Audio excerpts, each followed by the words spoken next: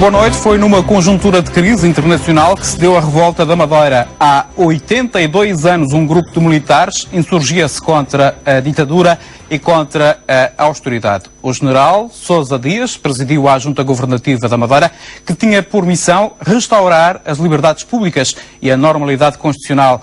28 dias foi o tempo que durou a revolta. Numa conjuntura de crise semelhante, importa analisar os factos do passado e as ilações que se podem tirar da história. É nosso convidado, o investigador Rui Nepomuceno, com vários livros escritos sobre a história da Madeira. Além do gosto pela história, Rui Nepomuceno é também advogado e militante do PCP. Muito boa noite, Sr. Doutor. Que razões sociais e políticas estiveram na origem desta revolta da Madeira, que se iniciou precisamente no dia 4 de abril de 1931? Haviam causas mais longínquas, que era, enfim, a queda da Primeira República e o fim daquele sistema e a entrada, enfim, do cooperativismo, que causou, enfim, claro, problemas, essa mudança. Depois, mais perto da revolta da Madeira, houve, de facto, a crise de 1929.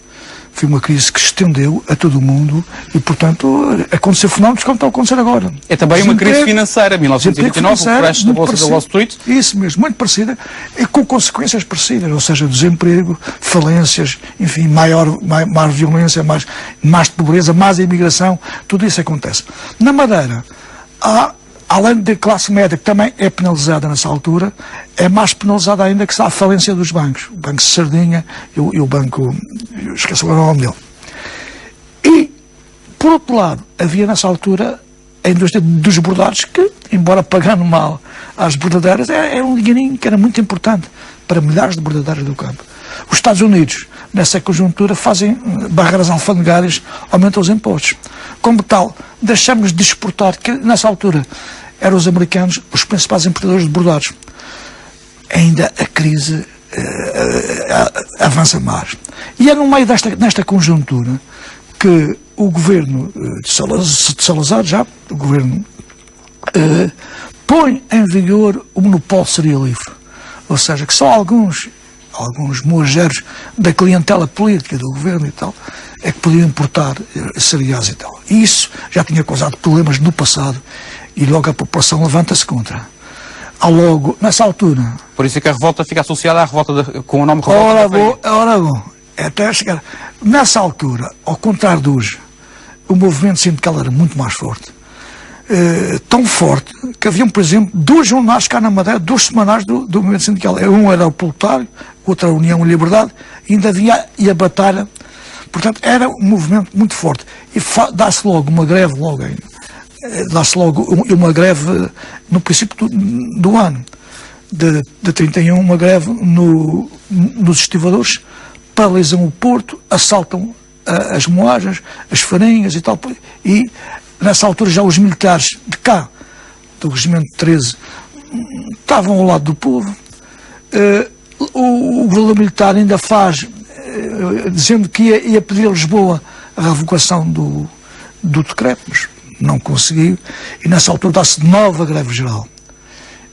Portanto, então, é nessa conjuntura que vem para cá o governo de Salazar manda lá tropas para cá. Tropas de caçadores 5, metralhadoras 1, um tal Coronel Silva Leal, que era um homem terrível, que chega aí e desata, e a prender responsáveis, e a mandar para Cabo Verde e tal, e entra logo com uns 300 deputados que aqui estavam deportados da Primeira República, que não se tinham metido inicialmente na questão. A questão inicial é uma questão puramente nossa, laboral, da Madeira, das dificuldades económicas e de uma revolução madeirense. Depois, são os próprios oficiais, é engraçado, que são os próprios oficiais dessas forças do continente que fazem a revolução. Embora com logo uma adesão enorme do povo da Madeira. Só nessa altura eles ocupam, eram alfandegamentes. Vou dizer que uma relação parecida com o 25 de Abril, é que o 25 de Abril é feito para restaurar as liberdades. Essa também foi, para restaurar da Primeira República. Eu estava na Madeira, eu costumo dizer que há a revolução na Madeira. Depois, o que é que acontece? Também no 25 de Abril, eles foram buscar um general, Eles também foram buscar o general que deram um comando, que era um deputado. E por outro lado, havia de facto um empenhamento grande nessa altura da maçonaria. A maçonaria está metida nisso, e tanto que a revolução dá-se na Madeira, mas também há focos, quer no continente, quer na Guiné, quer nos Açores. A nossa caia é mais longa. Mais longa porque a adesão cá ainda foi maior. Os madeirenses aí tiveram, de facto, 28 dias. E por que razão esta revolta foi apenas, digamos, uma revolta militar e não passou a ser uma revolta popular, digamos assim? É porque havia medo das deportações, havia medo do regime, da ditadura? O que é que se passava na altura? Repare, ela antes foi puramente lá popular. Quer dizer, associada a esta revolução da Madeira, antes foram grandes movimentos lá populares, de gravistas e tal, que tornaram também isto possível. Agora, depois, também o povo aderiu. O povo e, sobretudo, a classe média, que é engraçado. Ainda há dias li... A classe média estava fragilizada nessa altura. E até a classe alta, é engraçado, que eu lia os jornais da época, havia logo aderido, por aí, mas li um livro de uma essa de Queiroz, e a Luísa Lumelino, uma escritora interessante, que tem sangue da Madeira, que estava por acaso nessa altura, e li aqui há dias uma coisa que nunca vi. Ela como estava cá, sendo filha de continentais e também tinha sangue da Madeira, estava mais ao lado do continente. Então depois foi para a Quinta da Palmeira, da família Wells, daquela gente do hino, e conta que aquela gente da alta burguesia da Madeira, ofereceram-se logo como voluntários e tal, para com os dinheiro e tal. Portanto, havia na Madeira uma adesão enorme à revolta. Pretendia-se que esta fosse uma revolta também a nível nacional, o que não chegou a acontecer. Houve uma pequena revolta nos Açores, que também rapidamente foi acalmada e foi controlada.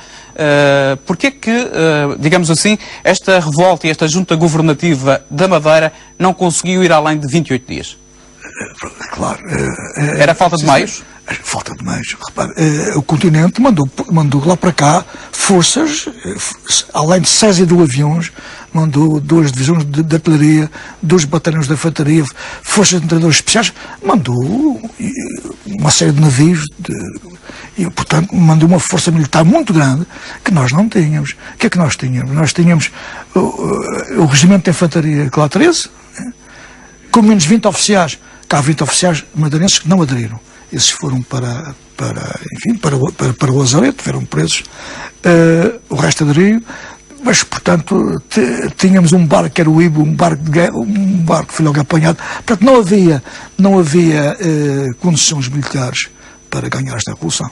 Agora, o que se contava na altura era que fosse muito maior, que no continente tivesse ido avante. Após o fracasso da Revolução, Salazar dizia que em toda a parte há gente que não sabe agradecer e que no fundo a Madeira desejava o que não podia ter. Isto prova que as relações entre a Madeira e a República nem sempre foram as melhores, ou sempre houve aqui algumas quesílias, digamos assim, entre as duas regiões. São, digamos assim, quesílias que marcam quase todos os 600 anos da história da Madeira. Sim, Isto repete-se na história. Nas investigações que eu fiz, encontrei sempre conflitos entre a Madeira e o continente desde o século XV. Alguns conflitos, alguns maiores, outros piores, sobretudo e depois quando nós tivemos uma economia muito pouco ligada ao continental, quer na época do açúcar, quer na época do vinho, e tivemos sempre conflitos. Agora, o fenómeno da autonomia é um fenómeno, enfim, que começa no século XIX. Inicialmente são os açorianos, de facto, que encabeçam essa luta para a autonomia administrativa. Agora, a autonomia política, que é ter um parlamento que faça leis, ter um governo regional, regionalizar as receitas todas geradas na região, ficar na região, e os serviços periféricos da administração, menos as Forças Armadas, o Banco de Portugal, a polícia e o resto ficou tudo regionalizado. Isso fomos nós, madeirenses, a geração de 1920 a 1925. Também essa desencadeada por uma situação económica brutal, que tinha acabado a Primeira Grande Guerra Mundial. Portugal tinha entrado na Primeira Grande Guerra Mundial. A consequência depois é uma inflação brutal, a desvalorização da moeda, ainda por cima o Porto de Funchal estava sempre, enfim, deficiente. aparecem os potes de Canárias. Todo esse ambiente gerou que os madeirenses se unissem e reivindicassem a autonomia, e todo esse, de 1920 a 1925, tudo aquilo que mais tarde a Revolução de 25 de Abril tornou possível levar avante, tudo isso tinha sido equacionado, discutido, com algumas matizes, com algumas diferenças. Portanto... É possível comparar a austeridade sentida ou vivida em 1931 com a austeridade sentida agora, na atualidade? Claro, pode-se comparar algumas coisas, muitas até, porque repare, falências. Portanto, aí também tinha, por exemplo, falido o banco, dos bancos na Madeira. Nessa altura a classe média ainda foi mais penalizada. Mas aqui neste momento, todos os dias estão encerrando estabelecimentos. Há uma classe média completamente em grande dificuldade. E acha que é possível haver uma revolta social? Estas coisas vão germinando, e às vezes demoram, e às vezes não se vê à primeira vista. Por exemplo, eu estou-me a lembrar, logo a seguir a esta revolução, houve a revolução de 1936, a revolução do leite. Curioso, como um escritor de quem fui amigo, que escreve um livro belíssimo sobre a Madeira, que é A Eternidade, do Ferreira de Castro. Ele escreve aquilo em 1934, acaba esse livro com uma revolução camponesa que era igual ao que aconteceu em 36. Uma revolução camponesa igual à do leite. Penso que já naquela altura ele teria sentido que havia aqui, como agora se sente. As pessoas falam, as pessoas protestam. E o restilho pode ser o quê para uma revolução? Esse nunca sabe qual é, nunca sabe. Às vezes são coisas que nem se esperam, porque são coisas que se vão acumulando e que nunca sabe quando é. Eu lembro, por exemplo, quando foi do 25 de Abril, eu tinha um certo conhecimento que estava quase a arrebentar. Estava ligado, e já o meu partido tinha informações que as outras pessoas não sei. Mas lembro que uma semana antes, falando com um amigo aqui da situação, disse, isto ainda está por muito tempo e tal. Eu sabia que estava para arrebentar. Portanto, às vezes são pequenas coisas. Por exemplo agora o Tribunal Constitucional vai dizer qualquer coisa. Que me parece que há muitas inconstituições que têm que se mudar. Enfim, esta austeridade. Em 1969, o senhor militava a oposição democrática e subscreveu a carta a um governador onde criticava também o governo e pedia mais democracia para a Madeira. Como é que olha para a democracia da Madeira e do país? Bom, eu penso que a grande esperança que me deu a Revolução de 25 de Abril, e portanto, é que com autonomia havia de facto condições para uma democracia que eu queria mais ampla. Neste momento, o que é que eu sinto que nós temos? Temos na parte política uma certa democracia política, e é por isso que eu estou aqui também a dizer o que penso, sem ter medo que venha a pedir-me prender ou dizer coisa. Bom, agora, no aspecto social e no aspecto económico, já há quase um fascismo. Porque, enfim, a tentativa de destruição de direitos sociais importantes, quer na saúde, quer no ensino, enfim, essa tentativa de destruição é uma falha da democracia. É preciso mudar o governo? Os governos, neste caso, da Madeira e eu penso que sim, eu penso que neste momento, quer o Governo Nacional... E o país tem alternativas? Alternativas existem sempre, porque também há essa coisa... Tem que haver alternativas um bocadinho. Muitas das vezes diz que na oposição não há alternativas, nem na Madeira, nem no continente. É claro que é evidente que é preciso. Eu penso que, por exemplo, eu, na minha forma de pensar, quer no continente, quer aqui na Madeira, não será uma força sozinha que está em condições de não ser uma alternância como tem sido. E alternar o PS com o PSD ou com o CDS é a mesma coisa. O PCP pode ser um bom aliado para um governo? Seria muitos da sociedade civil, muitos independentes que seriam formados, o Bloco de Esquerda, o Partido Comunista, a ala mais à esquerda do Partido Socialista, que tentasse uma saída, enfim, logo não é não pagar, por exemplo, a dívida pública, temos que pagá-la, é renegociá-la, até com o princípio de lei, que sempre que mudam as circunstâncias, pode-se modificar os contratos. É papel aí o diz. Portanto, as circunstâncias desta austeridade, sobre a austeridade do que está a acontecer no país, exige que se renegocie a dívida pública. Como? Para já, baixando os juros, que é escandaloso. Estar a Alemanha a pagar 0,5% de juros e nós a pagarmos 7,89%. Baixar a taxa de juros, essa especulação. Depois... Tem a ver um pouco com o risco de incumprimento, mas aí tínhamos de alterar as regras do mercado. Claro que sim, claro que sim. E eu reparei, isso fez-se na Argentina, fez-se noutros países. Hoje em dia na América Latina, já não há nenhum país que o Fundo Monetário Internacional foi todos. Dr. Rui Nepomuceno, no ano passado o senhor aderiu ao movimento Madeira Autonomia, um movimento apartidário. Está satisfeito com as intenções deste movimento e com os propósitos e com aquilo que já tentaram fazer? Pois, foi uma necessidade que senti, sobretudo a situação financeira e a falta, e capaz a falta de solidariedade do Governo Nacional com o Governo madeirense. De facto, se é verdade que temos uma dívida pública maior do que eles esperavam, alguma dívida escondida também, tudo isso, se isso é verdade, a verdade é que não foi o povo madeirense que teve culpa nenhuma disso. Portanto, se o Governo de Portugal quisesse castigasse, demitisse o Governo, etc. Por fora. Agora, obrigar-nos a todos nós, a pagarmos com língua de palmo, impostos muito mais altos, o que está a passar agora, isso acho que é um erro. E a autonomia, claro, perdeu-se. Porque hoje em dia, quem decide tudo é Lisboa. Quem devia pagar a dívida da Madeira era o Estado, é isso? Era o Estado castigando quem tinha castigado, pois, e não era o povo, o povo madeirense que tinha culpa do que aconteceu, que se castigasse os responsáveis, até que se investigasse quem era responsável de alguma coisa mal feita. O movimento Madeira Autonomia criticou também e chamou a atenção para a lei das finanças regionais, os vossos propósitos não foram alcançados. Ainda estão em estudo, e portanto, nós estamos agora a fazer pressão para tentar salvar a autonomia da Madeira e o nosso povo, porque o que nos interessa é que, como sabe, a Madeira tem condições de progredir com mais autonomia e com uma reforma. Aquilo que se diz que tem que ser não.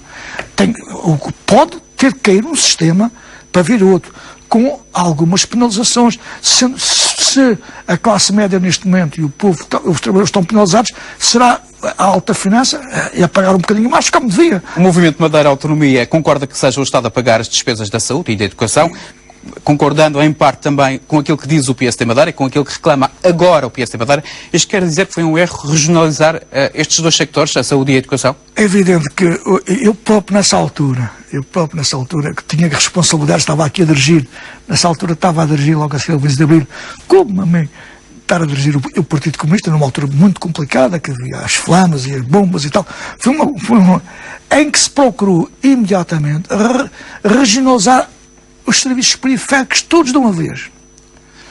E eu ia dizer, cuidado, há coisas que se deve começar a regionalizar. Agora, saúde e coisa, regionalizar vamos ter que pagar. Mas começou logo a haver um boom económico. Eram verbas do Orçamento de Estado. De antes, 2/3 da receita ia para o continente. Só ficava aqui 1/3. Com a autonomia, todas as receitas na Madeira na região. Ainda vieram verbas da então CIE. Ainda se fez esta dívida pública brutal. Qual é a autonomia que o senhor deseja para a Madeira? A autonomia que eu desejo é, em primeiro lugar, nós madeirenses resolvemos, como Parlamento, como direito, os nossos problemas específicos, livres de as tutelas do continente. Somos o mesmo país, enfim, temos para a parte, a nossa Constituição, a Constituição portuguesa, temos que obedecer. Agora, dentro da Constituição portuguesa, das leis gerais do país, somos nós a termos poder legislativo para enfim, ir legislando a nossa vida. Também temos de ter condições económicas. E essas condições económicas também passa também por dividir certos custos, como esses da saúde e da educação, que são custos gerais. Nunca a independência? Não, a independência não. A independência, quanto também foi... É interessante que nos Açores houve. Na Madeira nunca houve, senão naquela altura, 25 de Abril. O que eles queriam tornar independentes de quê? Independentes do socialismo que ameaçava. A Revolução de 25 de Abril tem um período inicial que estávamos a caminhar para um socialismo, mais ou menos, e à portuguesa. E então aqueles que eram contra isso pediam independência, aqueles que antes cantavam Angola é nossa, vinham ter independência. Não, quero parecer que a independência, nós somos lá portugueses, temos a língua portuguesa, temos a cultura portuguesa. Agora, os nossos negócios, as nossas coisas, somos nós que temos que tratar, temos que dirigir e temos servos para isso, temos condições para isso. Dr. Rui Nepomuceno, muito obrigado por ter vindo à RTP Madeira. Eu é que fico muito agradecido por podermos falar um bocadinho sobre estas coisas, que eu também adoro. Obrigado, muito obrigado mais uma vez. Ponto final do programa Entrevista, assim especial, desejo uma boa noite.